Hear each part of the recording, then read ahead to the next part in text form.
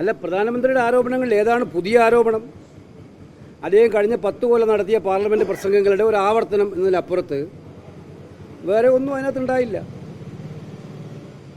ബേസിക്കലായിട്ട് അദ്ദേഹം കോൺഗ്രസിനെ കടന്നാക്രമിക്കാൻ ആ ചർച്ച ഉപയോഗിക്കുകയായിരുന്നു.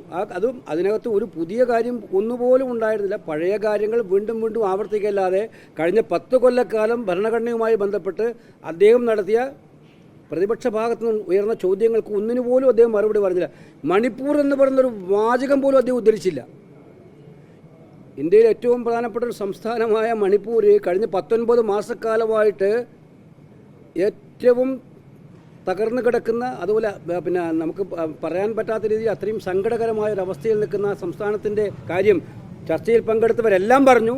പക്ഷേ പ്രധാനമന്ത്രി ഒരു വാക്ക് മണിപ്പൂർ എന്ന് പോലും പറഞ്ഞില്ല. മണിപ്പൂർ എന്ന പോലെ മദാനി ഇഷ്യൂ രാജ്യത്ത് ഏറ്റവും കത്തി നിൽക്കുന്നൊരു ഇഷ്യൂ ആണ്, ഏറ്റവും വലിയ അഴിമതി ആരോപണമാണ്. അതിനെക്കുറിച്ച് പ്രധാനമന്ത്രിയെക്കുറിച്ചാണ് ആ ചോദ്യങ്ങൾ മുഴുവൻ വന്നത്. ഒരക്ഷരം വേണ്ടിയില്ല. അദ്ദേഹത്തിൻ്റെ മുഴുവൻ കാര്യം അടിയന്തരാവസ്ഥയെക്കുറിച്ചും ഇതൊക്കെ തന്നെ അദ്ദേഹം പല പ്രാവശ്യവും പറഞ്ഞതാണ്. അതല്ലാതെ അതിലൊത്തിരി പുതുമയുള്ള ഒരു കാര്യവും പ്രധാനമന്ത്രി പറഞ്ഞിട്ടില്ല.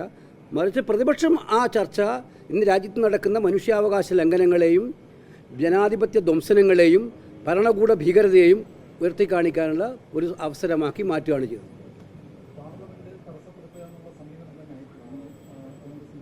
ഇല്ല ഇല്ല ഇല്ല ഇല്ല ഇല്ല ഇല്ല ഞങ്ങൾ പാർലമെൻറ്റ് തടസ്സപ്പെടുത്തിയിട്ടില്ലല്ലോ. ഞങ്ങൾ ആകെ പറഞ്ഞത് സത്യത്തിൽ പിന്നെ അമേരിക്കൻ കോടതിയുടെ ഒരു ശക്തമായിട്ടുള്ള വിധി വന്നു. അതിൻ്റെ അടിസ്ഥാനത്തിൽ ഇന്ത്യയിലാണ് ഏറ്റവും വലിയൊരു കറപ്ഷൻ നടന്നതെന്ന് അമേരിക്കൻ കോടതി പറയുന്ന അവസരം ഉണ്ടായപ്പോൾ അത് പാർലമെൻറ്റ് ചർച്ച ചെയ്യണമെന്ന് ആവശ്യപ്പെട്ടു. അത് ചർച്ച ചെയ്യാൻ അവർ തയ്യാറായില്ല. എന്നിട്ടും ഞങ്ങൾ സഹകരിച്ചു. പക്ഷേ ഈ പ്രാവശ്യത്തെ പിന്നെ സഭ നടക്കാതിരിക്കാൻ പ്രധാനപ്പെട്ട കാരണം ഭരണപക്ഷമായിരുന്നു. ഭരണപക്ഷത്തിന് സഭ നടത്താൻ ആഗ്രഹമില്ലായിരുന്നു. പിന്നെ അവസാനം പ്രതിപക്ഷം അങ്ങ് വഴങ്ങിക്കൊടുക്കുകയായിരുന്നു, എന്തിനും വേണ്ടി വഴങ്ങിക്കൊടുക്കുകയായിരുന്നു. അതുകൊണ്ട് സഭ നടത്തണമെന്നുള്ള ഒറ്റ താല്പര്യം അനുസരിച്ച്. അതുകൊണ്ട് ഞങ്ങൾ സഭ തകർക്കാനില്ല.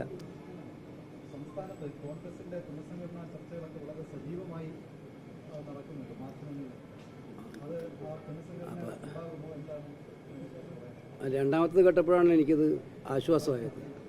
അവിടെ മാത്രമേ നടക്കുന്നുള്ളൂ ചർച്ച, വേറെ എവിടെയും നടക്കുന്നില്ല. കോൺഗ്രസിൽ അങ്ങനെ ഒരു ചർച്ചകളും ഇപ്പോൾ തുടങ്ങിയിട്ടില്ല. അത് പ്രായോഗികമേ അല്ല. ഇന്ത്യ പോലൊരു രാജ്യത്ത് ഓരോ സംസ്ഥാനങ്ങൾക്കും 5 വർഷത്തെ കാലാവധിയുള്ള തിരഞ്ഞെടുപ്പ് നടത്തുന്ന ഒരു രാജ്യത്ത് ഇത് 1 നേഷൻ 1 ഇലക്ഷന് വേണ്ടിയിട്ടല്ല, 1 നേഷൻ നോ ഇലക്ഷന് വേണ്ടിയിട്ടാണ് വരാൻ വേണ്ടി പോകുന്നത്. 1 നേഷൻ നോ ഇലക്ഷൻ, ഇതാണ് അജണ്ട. അതിനു വേണ്ടിയിട്ടാണ് 1 നേഷൻ 1 ഇലക്ഷൻ എന്നൊക്കെ പറയുന്നത്. അല്ലാതെ ഇന്ത്യ പോലുള്ള ഈ രാജ്യത്ത് ഇത്രയേറെ കോംപ്ലക്സിറ്റി ഉള്ള ഈ രാജ്യത്ത് എങ്ങനെയാണ് അത് പ്രായോഗികമാവുക? അത് പ്രായോഗികമാവില്ല. അത് പാർലമെൻറ്റ് അംഗീകരിക്കുകയുമില്ല. തീർച്ചയായിട്ടും ഞങ്ങളതിനെ എതിർക്കും. അതിൽ പ്രായോഗിക അവസ്ഥയല്ലേ ഞങ്ങൾ പ്രായോഗികമായിട്ട് തന്നെ മുന്നോട്ട് കൊണ്ടുപോകാൻ കഴിയും. ഞങ്ങൾ മാത്രമല്ല, മിക്കവാറും രാഷ്ട്രീയ പാർട്ടികളും ഗവൺമെൻറ്റിനോടൊപ്പം നിൽക്കുന്നവരെ തന്നെ അനുഭവിക്കുമെന്നുള്ളത് കണ്ടറിയാം. കോൺഗ്രസിനകത്ത് കൂടിയാലോചനകളിലൂടെയാണ് തീരുമാനങ്ങളെല്ലാം എടുക്കാറുള്ളത്. മിക്കവാറും പ്രധാനപ്പെട്ട വിഷയങ്ങളിലെല്ലാം കൂടിയാലോചനകളിലാണ് തീരുമാനമെടുക്കുന്നത്. അതിനകത്ത് എവിടെയെങ്കിലും കൂടിയാലോചന കുറവുണ്ടെങ്കിൽ അതൊക്കെ അങ്ങോട്ടും ഇങ്ങോട്ടും സംസാരിച്ച് തീർക്കാനുള്ള ഒരു സിസ്റ്റം ഇന്ന് കേരളത്തിലെ കോൺഗ്രസിനുണ്ട്. അത് ചെയ്യുകയും ചെയ്യും.